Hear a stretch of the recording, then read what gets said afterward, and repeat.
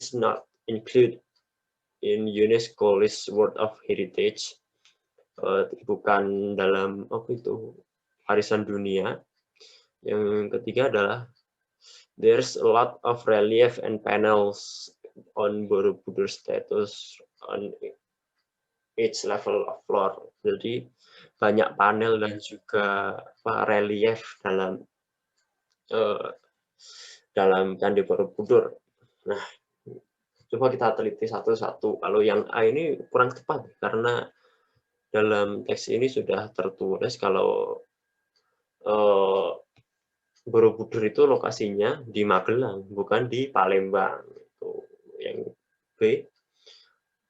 Borobudur is not included in UNESCO list of World Heritage. Nah, jadi dalam yang B itu kan artinya tidak termasuk ya. Padahal di sini termasuk dalam 7 keajaiban dunia. Itu jadi kurang tepat. Yang C. There is a lot of relief. Nah, ini yang paling benar karena ini bisa kita lihat based on data there's about 206,072 panels ya, dan itu 1.500 patung, jadi sangat banyak kan ya. Jadi itu yang paling benar adalah C. Jadi banyak panel relief dalam apa itu Candi Borobudur. Nah, yang ini yang ketiga, yang berikutnya. It is considered to be the world's largest Buddhist temple for its size. Nah, kata it dalam paragraf pertama itu menunjukkan kepada apa? It is considered to be the world. Nah, yang terbesar bangunan Hindu yang terbesar itu kan sudah jelas ya bahwa itu yang dimaksud itu adalah Candi Borobudur. Jadi kata it itu menunjukkan apa sih it-nya itu? Ternyata it-nya itu adalah Borobudurnya itu sendiri ya. Pokoknya size-nya itu besar. Itulah. Oke, yang berikutnya keempat.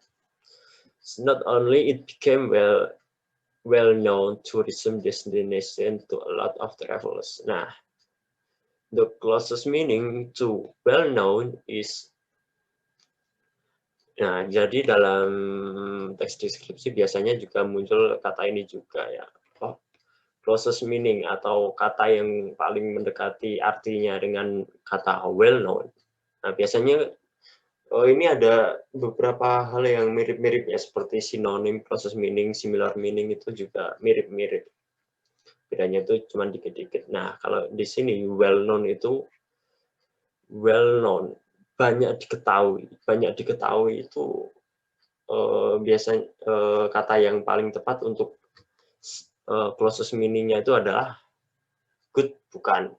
Good itu kan bagus, populer itu kan dikenal banyak orang itu. Kalau unik itu kan beda dari yang lain. Curious itu kan apa ya? Kayak pengen tahu gitu apa kok hilang. Sejenis kata seperti itulah. Nah, kalau dari well known itu tentu saja yang paling mendekati artinya itu adalah populer karena banyak diketahui oleh banyak orang itu. Nah, itu ya cukup ya teman-teman dari materi pada kali ini. Mungkin ada yang mau ditanyakan. Silakan yang mau bertanya. Ada enggak? Halo.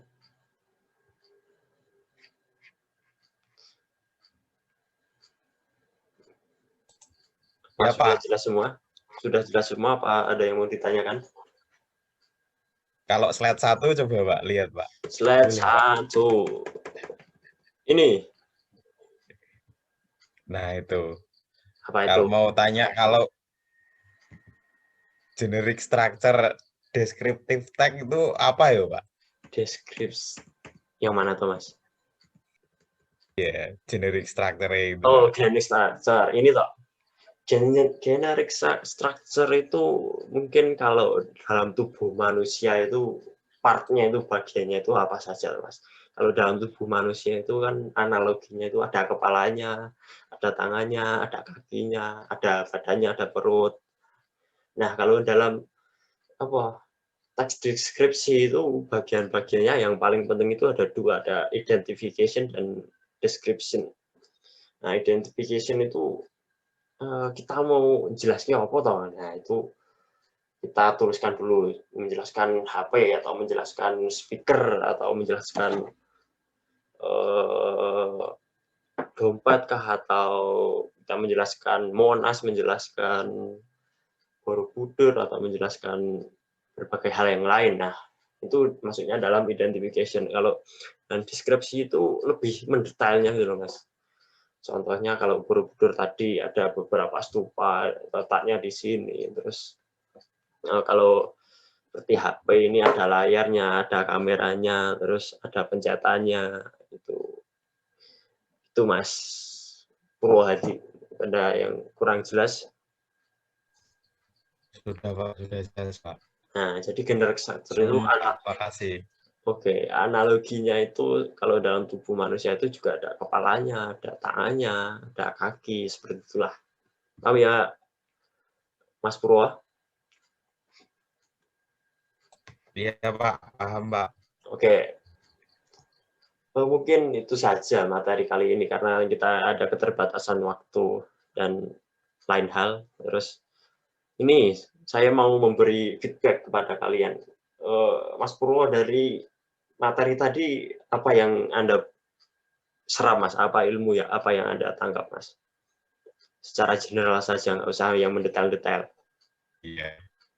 Yang saya tangkap tuh ternyata di bagian apa sih namanya descriptive text tuh nggak cuma teks-teks aja kita asal nulis gitu. Ternyata itu banyak sekali misal kayak bagian-bagian yang kalau kita nyusun sebuah kalimat deskriptif tuh nggak boleh ngasal gitu loh. Oh, Kita ya, harus menurut dengan sesuai aturannya gitu Pak.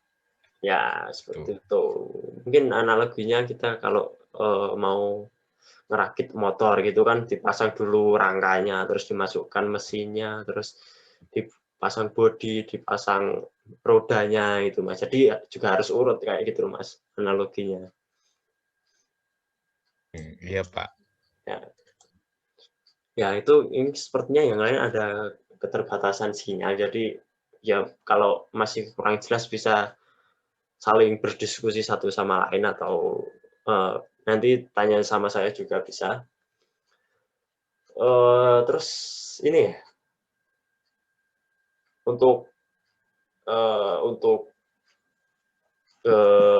kegiatan kalian di rumah, saya nggak ini memberikan PR tentang bahasa Inggris atau apa, karena ya mungkin dari kalian ada yang minat bahasa Inggris, tapi mungkin minatnya juga di berbagai bidang hal lain. Jadi, kalau minat di berbagai bidang hal lain, misalnya suka musik, suka sepak bola, atau suka masak, ya silahkan dikembangkan berbagai hal tersebut. Kalau suka bahasa Inggris, yo silahkan belajar tentang bahasa Inggris atau matematika dan sebagainya. Nah, untuk pertemuan besok, saya mau pokoknya kalian itu di rumah itu kalian belajar apa saja, kalian